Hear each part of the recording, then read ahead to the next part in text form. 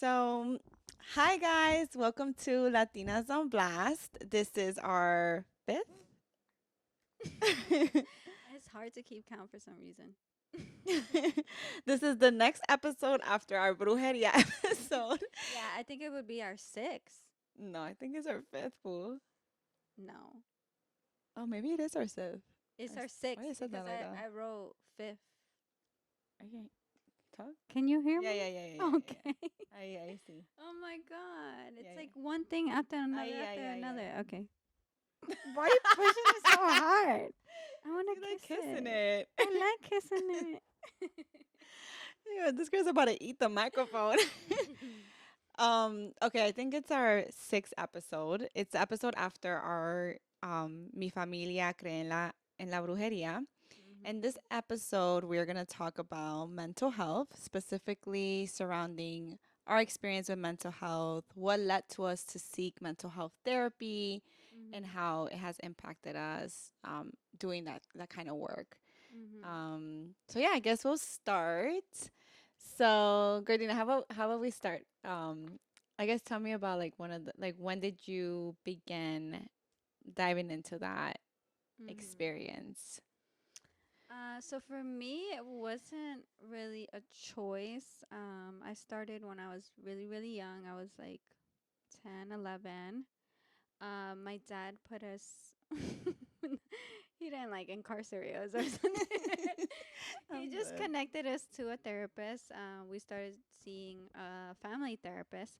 So there's Mm, individual therapy, uh, that's important to which is know. therapy one to one, you and a therapist, and then there's family therapy where you can go in either with your parent or another family member or a Mm-hmm. group of family members, and then a therapist acts like the mediator and having the facilitation of the conversation, right? Mm-hmm. That's what they do. So yeah, we started family therapy when I So was cute. like Mm-hmm. 10, 11.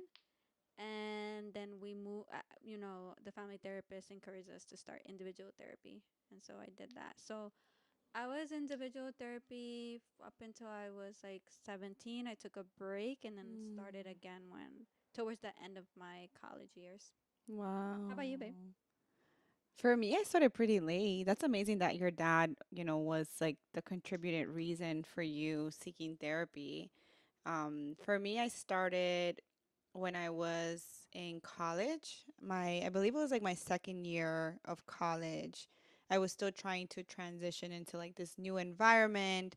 I Mm. was going to school 5 hours away from New York City.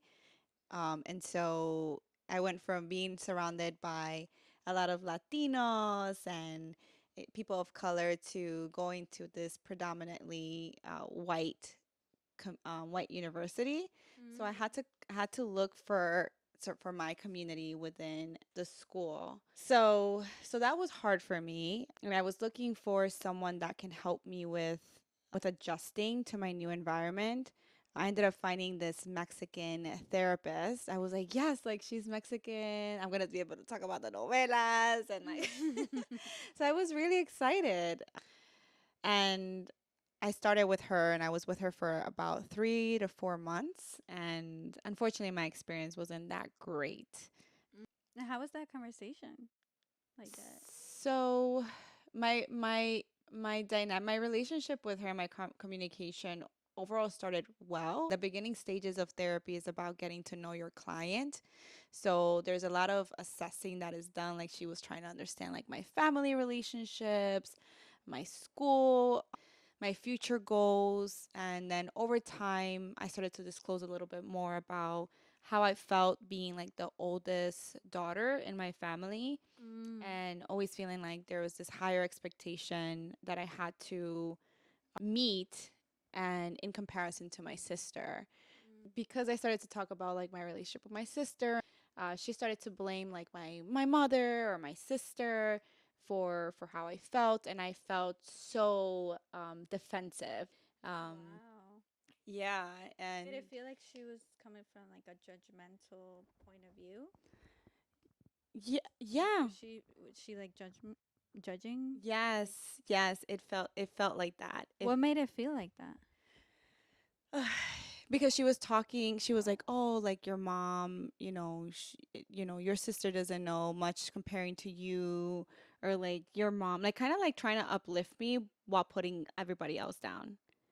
Interesting. So I felt like there was a lot of judgment around like them as people and individuals, versus just trying to help me understand like Why they behave that why way. they behave that way, right? Yeah, yeah. So I confronted her. I told her that personally I just didn't feel comfortable with the approach she was having with me. Wow, babe, you were brave for that. I It's know. really hard It's conversation so to hard. have. It's so hard, girl. Kind of almost like firing your, not firing her, but like it can feel that way. Yeah. So I had addressed her on it, and I was like beginning to take psychology 101 classes and like social work 101. And those classes, I don't know about you guys, but like that was part of like my liberal court. Liberal arts. Liberal She's going back to court. Esta Hane vive en corte. this girl. My liberal arts Program. classes. Yeah. So they talk a lot about those initial stages of therapy where you're supposed to feel safe and comfortable, and there's supposed to be like this judgment free space, and that was Yeah. like the complete opposite of my experience. Wow, babe. Yeah, girl. And That's that happens often. yeah, that happens often because I think people forget that therapists are human beings too. Yes. And there was maybe a lot of things that therapist probably had to take back to supervision because maybe Mm. there were things that you were saying that were stirring up her own Yes, that's experiences, and true. countertransference is real. What is that, boo? Um, to sum it up, I guess very simple is kind of like if you're the therapist in that situation, right? And you're hearing your client say something very similar to something that you experience, Mm-hmm. is going to provoke some reaction that's probably not related to what the client's saying or the patient, is related to what you have experienced.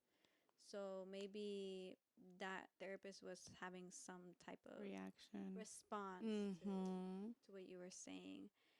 And that goes again, like therapists were not, we were like almost put on a pedestal. Like That's true. I do therapy on the side.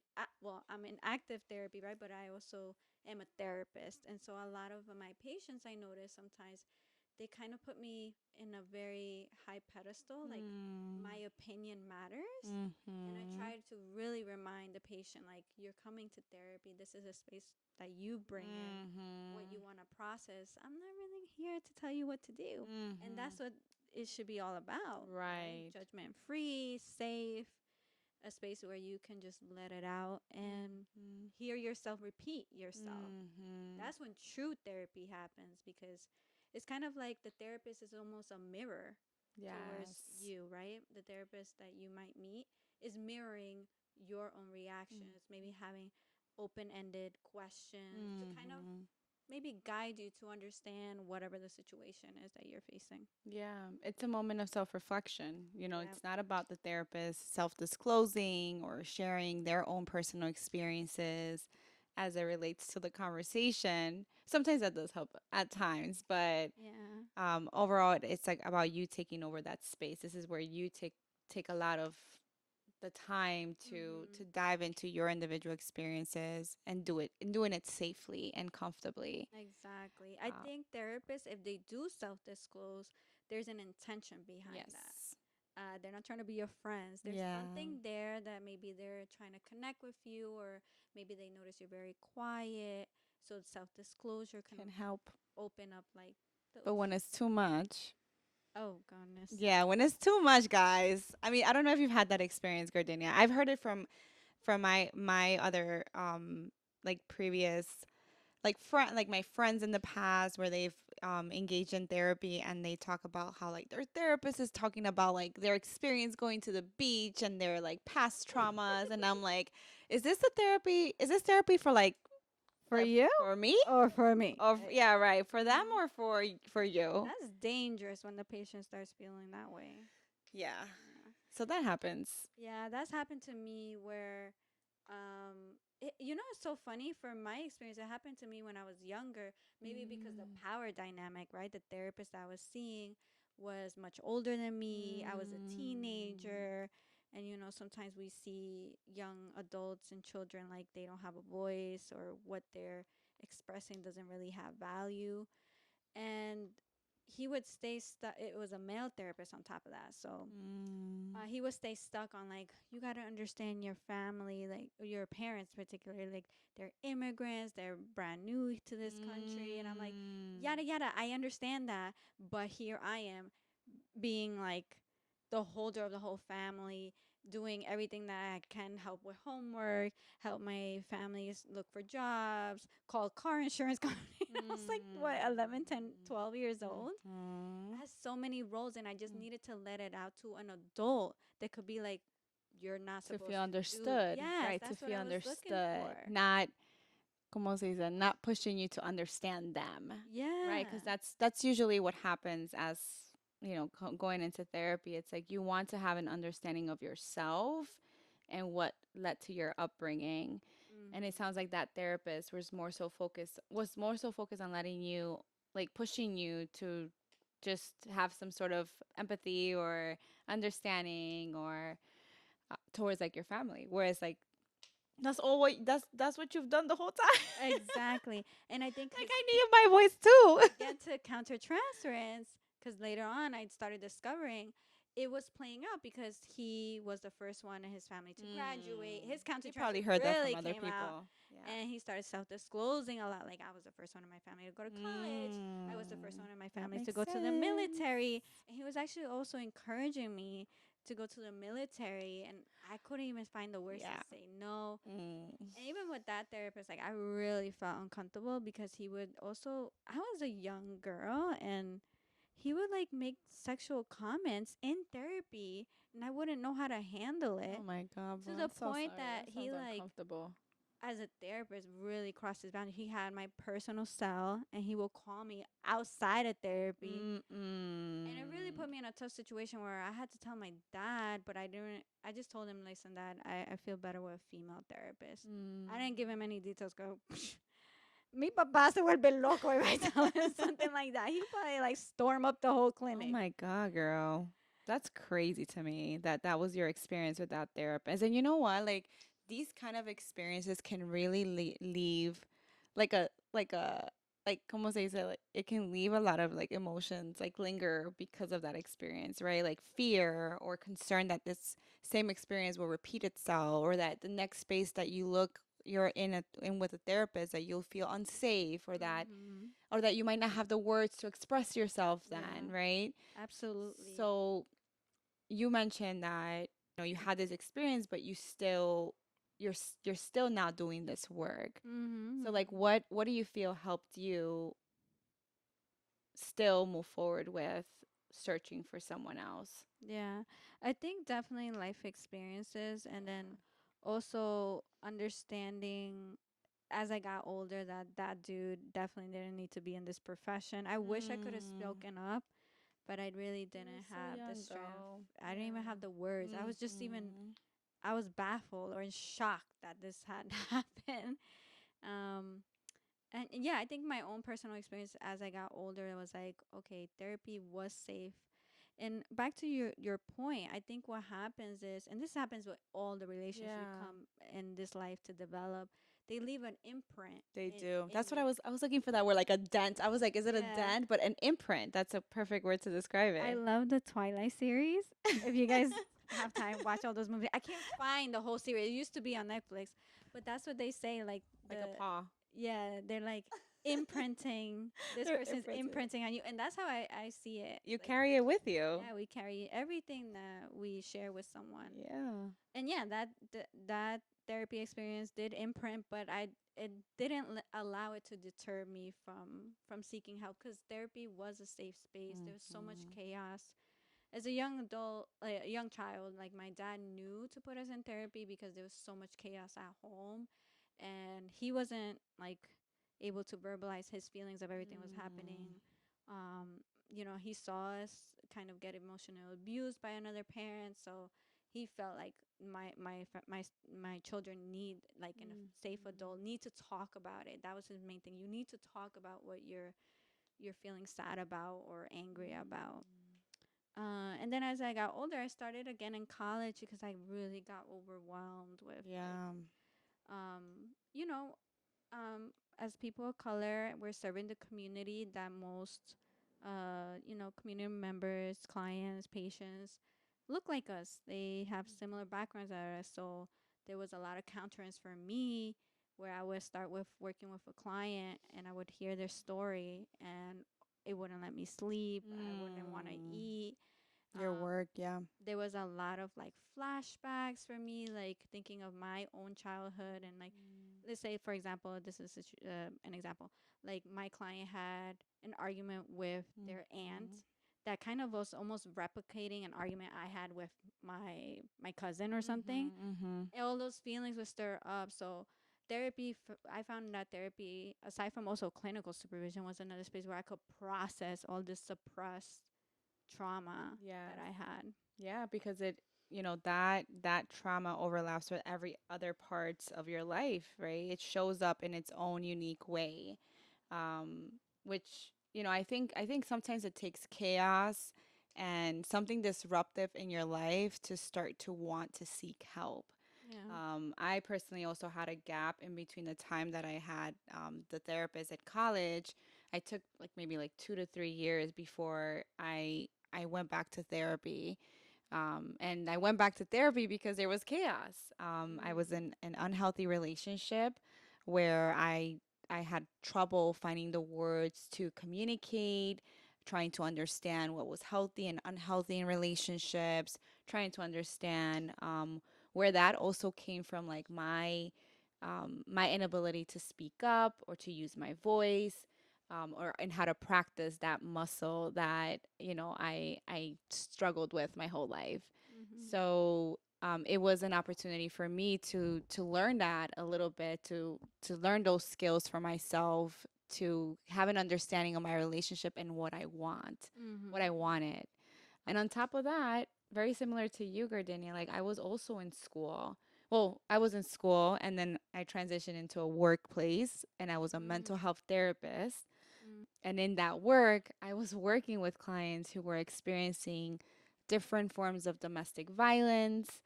And so that was also bringing up a lot and making me question like what is happening in my relationship. Mm.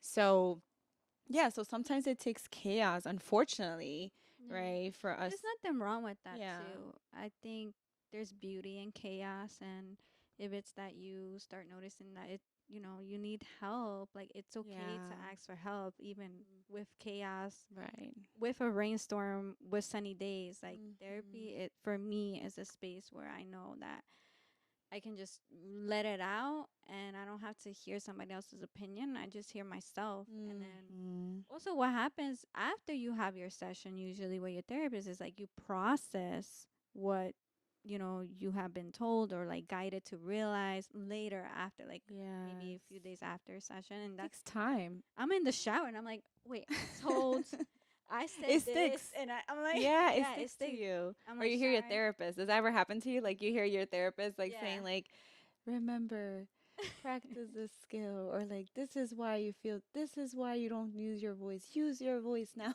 Yeah, yeah. Yeah, You that happens to do. me a lot. You Especially when do. I'm driving. It's like those idle situations, like I'm Yes. showering, Where you're on driving. pause, where Yeah. when your life just stops for a Yeah. second because you don't have no option but to stay still Girl, in I knock silence. out. What? My life is never pausing. I just knock out once it's paused. I'm crying. But But you know yeah. what? Like, I agree with you. I agree with you that I think sometimes there is beauty in chaos because it pushes you to seek support. Mm-hmm. Um, and this can be very challenging as well. I mean, for me, and I'm not sure if people have it. I mean, I'm pretty sure, no, not sure. I'm pretty sure people have experienced this that for me, it was like hard to seek help because I was concerned about judgment from like my family or friends, or to feel like I can personally handle this on my own. Again, it goes back to like this very high expectation of myself to model this kind of person in my family. So there could be a lot of barriers to even Mm-hmm. seeking help. Yes, Um, absolutely. And I think I didn't experience that per se because my dad was a voice to yeah. begin therapy. He's so sweet. It was more defending my stance that I'm in therapy and seeking help, like defending the fact that I Mm. was gonna do that and I was consistent against like other family members were like, why are you talking to a stranger about our business? Mm. What is that person gonna tell you? They're not authority to your life. Or why Mm. don't you turn to God? He'll save all your problems. My mom used to tell me that. Melissa, si tienes un problema, you need to go to la iglesia más. They'd be like, You just need to pray. go. No, my mom would be like, come to la iglesia with me. And I'm like, Ma, like, I mean, that's great. Prayer is great. And Yes, I'm not yes. against it, but like, I needed someone to speak to. Yeah. And I said that I feel like personally, I didn't feel comfortable speaking to my family about these things because then Mm. they might have gotten defensive, or it's nothing like having a space where you can actually speak freely without someone interrupting you or Yeah, stopping yeah. your thought process or judging you for however you Mhm. felt Mhm. as it relates to your relationship with them, right? Yeah, 'Cause yeah. it's a sensitive. These are sensitive topics that are hard to discuss with family, Yeah, yeah. And especially when it has to do I with think them. let me go back to the, like the religious and spiritual like comment that I hear from family members. Like, yes, we're gonna turn to spirituality and Yeah, religion to I smack pray myself with the microphone. and receive strength from there.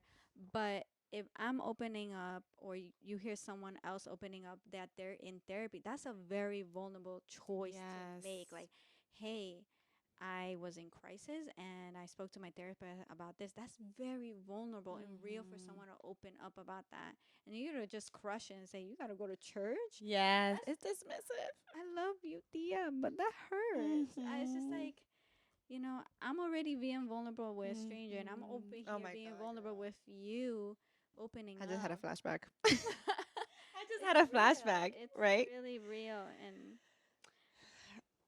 I just want to say, for those people out there that are in therapy, like, you are warriors, and for defending that you are Hmm. in therapy, for defending that you are on medication. Like, everybody has different experiences, with treatment, with medication.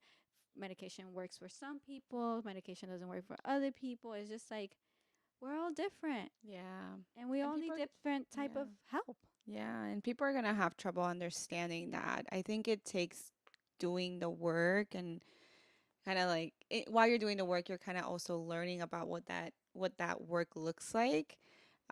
People are gonna have a hard time understanding what it is, right? What therapy is, and they're gonna have their own impressions or their own understandings that at times, like what you did, Gordon, like you either might feel comfortable or not, but you might be faced with, and you might Mm-hmm. find yourself in the position to have to even defend the fact that you're doing that kind of work for the betterment of yourself. Yeah. Um, but yeah, it's tough. Like not only are you trying to do this work for yourself, but there's gonna be moments where you're gonna have to fight against everybody else so that they can just let you be. Yeah, yeah. Um, yeah, yeah. I remember like my mom would be like, or like my family members would be like, Melissa, usted es joven. Like, usted es joven. ¿Qué problemas tiene? Oh, my, I'm let's like, not girl, go. I'm joven, but I have mad shit that you did to me.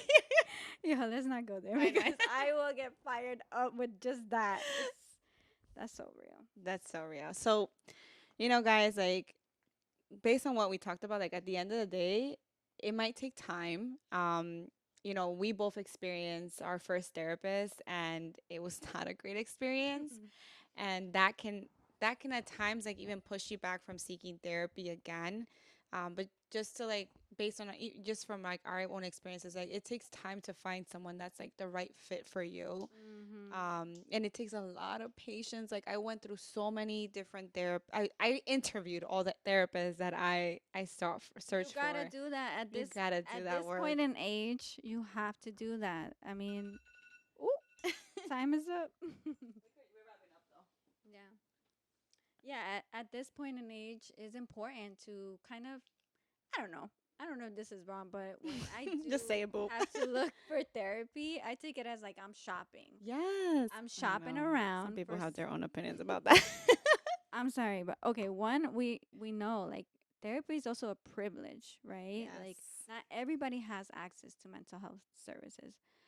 If you do have health insurance, that does open a lot of pools for, well, Mhm. sometimes because there's a lot of like clinics with wait lists and stuff. Yeah, But sucks. if you can shop around for a therapist that maybe you feel most that you can open up to, or there's something about their professional experience that you feel aligned Mhm. to yours, or just even their cultural or religious or spiritual background, that you Yes. that's not there will be something in that person that you can feel safe and comfortable with. Like, do it. Like, shop Yes. around. There's nothing for me.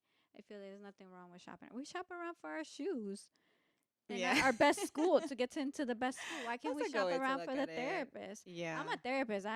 If my client fires me because they don't like me because I'm You're not a good Salvadorian, fit. I'm not a good fit. There's nothing Yeah. wrong with that. I have had clients say, "You're Salvadorian. I'm looking for a Dominican therapist." Like, that just happens. That happened Yeah. to me twice. What? Oh Mm, my it's God. okay. I mean, It's what I okay. find helpful, um, what I found helpful for myself is trying to see if any therapists provide free consultations. Oh, I that's would a good tip. I didn't know that. Yeah, I would always email them and tell them, hey, like, can you please give me a free consultation? And for the most part, guys, like, therapists are willing to give you those 10, 15 minutes for you to ask your individual questions about, what kind of background experience they have as it relates to therapists.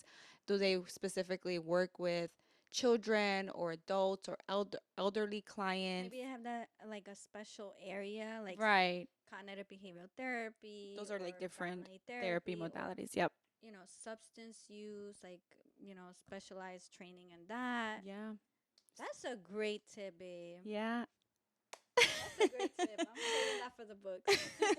Yeah, because I think it's a great opportunity. Like that's why I said I interview my therapist. That's a great way to ask your own questions. Like these therapists are also looking for clients, right? And so Mhm. if you have that opportunity to find a therapist, take your time with it, have a conversation with them, Yeah. see what feels comfortable to you, see if whether or not they're flexible with their schedules, if they're flexible with phone, virtual or in person. Like you get to decide what your preferences are and see if for the most part, because not all therapists are going to feel all the things in your checklist, but Mhm. for the majority of it, that it fits at least the main important things that are going to be important to you in the work. I definitely wanted someone that specialized in working with younger adults that had experience in cognitive behavioral therapy, which is a modality that helps you reframe your thought process. Because I was an anxious bee. Girl, we're all anxious. I know. We're all anxious bees. Yeah, I am too, babe. But that was like my focus. I was like, I need a woman and I need these things to like be available Mhm. for me. And that worked out for me. I mean, actually, I didn't end up going with a woman, but you see what I'm saying? Like sometimes you even go with the intention of finding a specific therapist. And then after your free consult, you see that there actually is a therapist that didn't meet all the things in your checklist. So Yeah. give yourself the opportunity to be flexible, to be open as well. Um, the beginning will always be scary, Mhm. but just know that this is for your own growth, your own progress, your Mhm. own development. Your own development, self development. I think we learn about ourselves. To do that is gonna take a whole lifetime. We don't learn about ourselves like No. we're constantly evolving, constantly changing. Things happen to us very spontaneous, Mm-hmm. unexpected, and therapy could be a good use of like self reflection. Yes. Yes.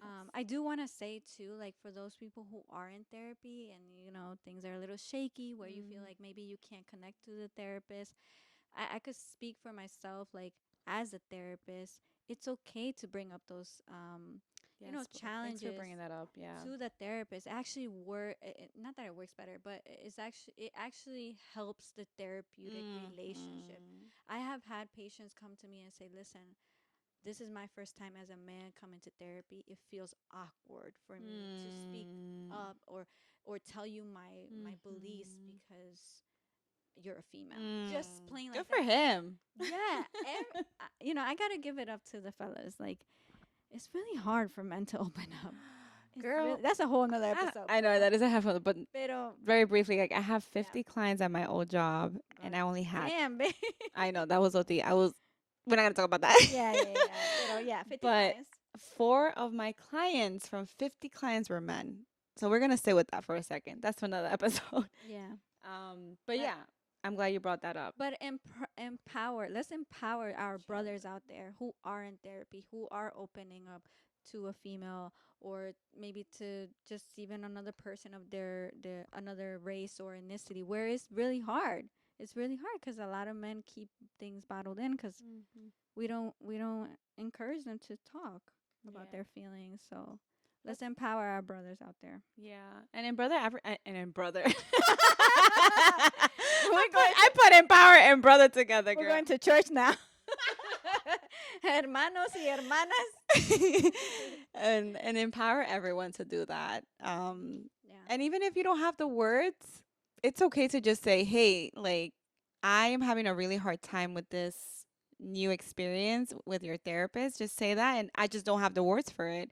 And even you naming that, because sometimes you won't have the words, and Yeah. even you saying that to them, can over time lead to a conversation where it can improve the relationship. And have Um, some grace as a therapist. We just need some grace. We're human too. Like, yeah. we're not perfect. No, we're not perfect, guys. We're learning. I think we learn from each of our individual clients, and Mm-hmm. they actually teach us. They teach us a lot. They teach us a lot Yes. about ourselves. They teach us a lot about what approaches are not going to work. But it's hard. It's hard to do that when the other person is not participating in that Yeah. in that work, which like I understand, like sometimes it does take time. So finding someone that's patient, that's willing to work through those different obstacles to get you to a place where you can be open and yeah, self-reflective is important. Mm-hmm. So guys, we are going to wrap up. Vamos para la playa. Vamos para la playa, yo. It's So mad hot outside. hot. My hair is a mess right now. I I just want to know. name that. We were like, Porque oh hay un, god. hay un gran calor. Yeah, I am so hot, guys. I'm ready to like go to the playa. It's not even sunny today, but It's humid. it's humid. Yeah. So we'll just probably wear our little feet. All right, Okay. guys. Well, it was fun talking about this topic. Yeah, and I hope having- this is relatable, Yes. and please continue to comment. Thank you for everybody watching and tuning in Mhm. and commenting and sending us direct messages. And I love to hear from everybody who feels. Yes, we are very much looking at everything, guys. So if there's anything that you feel like you want to share about your individual experience that can be helpful to everyone else in the community, go ahead and share your in the comment section in YouTube and on Instagram, or even like send us an individual DM. We will acknowledge all of that. We appreciate all of your engagement throughout our whole process of our podcast, and stay tuned for our next one. Bye. Bye.